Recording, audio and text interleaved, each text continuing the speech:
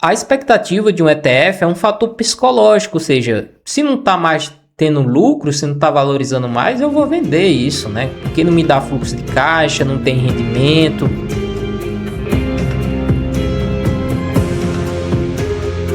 Olá, e hoje é dia 29 de junho de 2026 e o Bitcoin está cotado em 59 mil dólares. No vídeo de hoje está muito interessante, tá? Além de sacar para minha carteira de 10 anos, hoje eu vou falar de análise gráfica, vou falar de ETF de Bitcoin, vou falar também da análise on-chain e algumas coisas que de fato mostram que o fundo ele ainda pode não ter acontecido, tá? Vamos falar também de ciclos, mas tá muito interessante, né? Veja até o final. Vamos lá. Primeira coisa que é sacar Bitcoin, né? Eu vou vir aqui em receber Bitcoin 10 anos. Eu vou sacar da Coinbase, tá? Vou escanear isso aqui, pagar 35 centavos, belezoca. Pronto, o saque foi feito, tá? Enquanto não chega aqui, vamos fazer uma análise do preço do Bitcoin e depois a gente registra aqui na planilha, tá? A gente consegue ver que o meu ganho em relação ao meu preço médio, ele tá em menos 31% de baixa, é uma pancada grande, né? Mas a gente consegue ver que o fim da baixa, né, em relação ao tempo de 364 dias, ainda faltam 98 dias, né? Ou seja, um pouco mais de 3 meses, né? Mas vamos lá, vamos começar fazendo uma análise no preço do gráfico. A gente consegue ver uma coisa interessante no gráfico semanal, que é o seguinte, tá? Se a gente olhar o topo lá de 2021, a gente consegue desenhar uma linha branca aqui mediana e a gente consegue ver que o preço, né, caiu 51% desde o topo até essa linha mediana.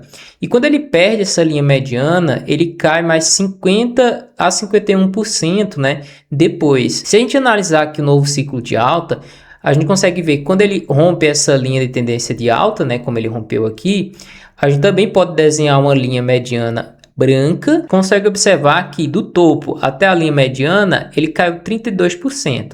Analisando agora, né, que ele rompe essa linha mediana branca, né, ele cai 32%, né, exatamente igual a quantidade de queda anterior. Só que a gente ainda tem alguns fatores que podem levar a mais quedas, tá? E eu vou mostrar isso aqui para vocês já já. Mas o que justificaria, né, uma queda menor em relação ao ciclo anterior, tá? Talvez fosse em relação a essa potência, tá? Quando o Bitcoin ele sai daqui até aqui, ó, veja que ele sai da região de 31 mil dólares até mais de 60 mil dólares, é 100%. E quando ele sai da região, né, de 81 para 123, é por volta aqui de 20 a 40%. Então, a potência aqui de alta, ela foi menor do que a potência de alta anterior, o que poderia, né, levar a uma potência menor de baixa, tá? Aí agora a gente pode analisar, tá, um indicador chamado RSI, né, que ele é chamado de índice de força relativa, né? Ele funciona ali como um oscilador, né, de sobe e desce. Olhando o gráfico semanal, tá? Geralmente, quando esse indicador ele bate aqui na região de 30, né? Significa que a gente está na região de fundo, né? A gente pode até olhar quanto tempo ele passa, né? É uma média, né? Não quer dizer que acontece aqui, ó. Ele levou mais ou menos, olha só que interessante, né? 98 dias, né? Para a gente iniciar uma nova alta. É exatamente igual a essa quantidade aqui que falta, né, para o fim da baixa. Se a gente comparar aqui no ciclo anterior, que é lá no de 2022, ó, ele não bate aqui, ó, ele bate aqui, ó, na região de 30. Aí ele passa, ó, agora passou muito mais do que 98 dias, né? Aqui foram 203 dias, né? Quase, nossa senhora, mais de meio ano aqui, ó, ou seja, colapsado, né? Passou muito tempo, a gente passou de junho até janeiro, ou seja, um semestre inteiro aqui na baixa. Então, se a gente levar em consideração os ciclos anteriores, a gente pode olhar isso aqui, ele bateu aqui nessa região de 30 aqui, e a gente já passou em torno de 133 dias, né? Se a gente passar até o final do ano, como é previsto o final do ciclo, ele passaria 308 dias. É possível que isso aconteça, tá? Se a gente olhar aqui a lei da potência, tá? A gente consegue ver essa linha aqui em roxo, a gente consegue ver que o preço ele está exatamente em cima dessa linha. É possível, né? E não provável que ele vá até abaixo dessa linha aqui, ó. E a gente tem gráficos para isso, né? Dizer que o preço pode cair abaixo disso aqui, né? Sem nenhum problema agora, né? É ruim, né? Porque aí ele quebra toda essa estrutura aqui, né? De anos, né? Que ele vem fazendo essa alta. Mas a gente consegue ver em dados on-chain, né? Que são aqui que é o preço realizado dos investidores de curto prazo, né? Geralmente, né? Quando o preço está abaixo, né, do preço realizado dos investidores de curto prazo, geralmente eles tendem a vender, tá? Então, desde que perdeu aqui lá em outubro do ano passado, né, esse preço realizado, ele passa, né, a ser uma resistência, tá vendo? Por que isso acontece, tá? Isso é mais um fator psicológico, tá? Por exemplo, eu comprei um ativo e de repente ele volta lá no meu preço médio, né? O que você vai fazer, né? Você vai pensar, pô, eu vou vender esse negócio antes que ele continue caindo, antes que me dê mais prejuízo. E a gente consegue observar, né, um fator bem psicológico isso, principalmente nos ETFs, né? Porque quando você compra um ETF de Bitcoin, é simplesmente uma compra, né? Você tá ali pensando na possibilidade de vender mais alto depois, você não vai utilizar isso para nada. Diferente dessa minha carteira aqui que eu posso receber, enviar, né, depositar, talvez converter para dólar, para real, enfim, receber de outra pessoa, enviar para outra pessoa.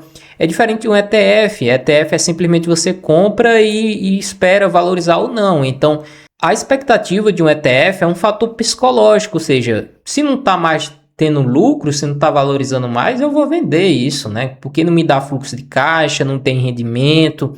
Então, assim, muita gente falava bem dos ETFs, que agora é a demanda infinita. A gente não tá vendo isso não, tá? E eu vou mostrar para vocês o porquê. Então, a gente vê que os investidores de curto prazo, né? Eles continuam vendendo. Se a gente olhar em relação aos ciclos, tá? Do Bitcoin, agora aqui em relação à data halving no zero, a gente ainda tem um certo tempo, né? Aqui, ó. Até chegar em 500 dias do halving. Porque o melhor momento de comprar aqui é no halving. Não, não é no halving do Bitcoin. É próximo de 500 dias antes do halving, tá vendo? Então a gente tem uns 3 a 4 meses, né? E a gente consegue observar aqui, ó. Isso aqui, ó. Eu postei isso daqui no TradingView e você pode acompanhar isso aqui. Eu acho que eu vou deixar na descrição, tá? Essas linhas aqui verticais, tracejadas em laranja, são as datas halving, tá? Então a gente consegue ver aqui que o melhor momento de compra antes do halving foi a 518 dias antes do halving, tá vendo? Aconteceu lá em 2016, antes do halving, ou seja, em 2015 foi o ponto ótimo de compra. Antes do halving 2020, o ponto ótimo de compra foi lá em dezembro de 2018. E o halving de 2024, o ponto ótimo de compra foi lá em dezembro de 2022. Se a gente fizer a mesma lógica, né, a mesma análise, né, aqui para o momento atual, o halving ele está previsto, né, para 2024, 2028, né? Se a gente contar, né, 518 barras para trás, né, faltando para o halving, significa que a gente ainda tem um período de tempo até lá, tá vendo? Ó? Ou seja, a previsão aqui é de 2 a 3 meses ainda em bear market, até a gente atingir o fundo do poço. Então o Bitcoin está cotado a 59.800 dólares e com previsão de mais quedas. Então pensa, eu comprei um ETF, a perspectiva é de mais queda, é um bombardeio de que a strategy vai quebrar. Enfim, então, cara, por que você vai segurar um ETF, né? Aí a gente olha os ETFs, o que está acontecendo com os ETFs? Exatamente um fator psicológico, que é eles que estão vendendo, tá vendo? Então, essas barras aqui ó, em rosa são aqui as saídas de ETF, né? Então, lá em novembro, né? Novembro e dezembro de 2025, teve uma grande saída, um fluxo de saída de ETFs. Aí lá em abril também teve uma grande saída, né? E a gente consegue ver que no momento atual, né? Já agora em junho, com a saída de total de menos 77 mil bitcoins dos ETFs. Então os ETFs, cara, é puro psicologia de sentimento. É o que eu venho falando para vocês, o mais importante. Os ETFs você só compra, só vende. Não tem nada de especial nisso. É mais pura bolha especulativa que traz ao Bitcoin. Aí, quando eu falo isso muitas vezes no X, algumas pessoas ficam com raiva de mim porque, não, porque você é maximalista. Mas essa é a verdade, cara. É a verdade. Você comprar um ETF de Bitcoin não faz nada além de você esperar vender mais caro. Essa é a realidade. Aí a questão é o seguinte: se eu vou comprar um ETF, eu espero valorizar. Se tá me dando prejuízo, eu vou vender. Eu vou vender antes que continue caindo. Quem postou isso aqui, tá? Eu acho interessante você seguir esse cara, porque ele posta coisas bem interessantes, tá? Deixa eu ver aqui. Foi o Cauê. Ele fala sobre isso, né? Os ETFs que deveriam absorver o Bitcoin estão despejando por volta do mercado. E isso é fato. Porque você não vai segurar um negócio que está te dando prejuízo. Em 2024, 2025, o argumento dos bulls era simples: ETF e corporações comprariam mais do que mineração produzida. Esse argumento está de cabeça para baixo agora. Enquanto esse número está negativo, precisa vencer essa pressão de venda estrutural. É como rimar contra a correnteza. Como é que você vai lutar contra um exército de vendedores agora? Mas o importante que o preço é entender quando esse fluxo vira positivo de novo, aí o vento muda de lado. Bom, é como eu falo para vocês, é mais pura psicologia de sentimento. Quando eles veem o Bitcoin se valorizando novamente, aí esse fluxo volta. E eles voltam com uma potência muito grande, ou seja, trazendo novamente aquela bolha, né? aquele sentimento de eu vou comprar só para vender mais caro, tá entendendo? E provavelmente vão comprar em topo histórico. Porque veja, uma das maiores entradas dos ETFs, a gente consegue ver que foi lá na região acima de 100 mil dólares, acima de 110. Ou seja, na mais pura euforia do mercado. Agora eu vou entrar num fator que pode fazer o preço do Bitcoin cair ainda muito mais. Isso é muito ruim. Esse gráfico aqui, ó, o NuPL, tá? Ele traz, né, uma razão entre lucro e prejuízo realizado do preço do Bitcoin. Ele leva em consideração os dados on-chain, né? Então, se você observar aqui, né, em todo o fundo do poço do Bitcoin, esse preço realizado, né, no prejuízo, ele fica vermelhinho. Tá vendo? Nessa região aqui abaixo, né? Deixa eu ver, aqui, ó, vai de 0, é porque minha câmera tá na frente, né?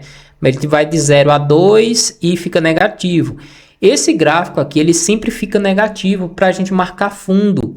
E nesse momento ele não está negativo. Isso significa que a maioria do mercado ainda não está realizando um prejuízo extremamente negativo.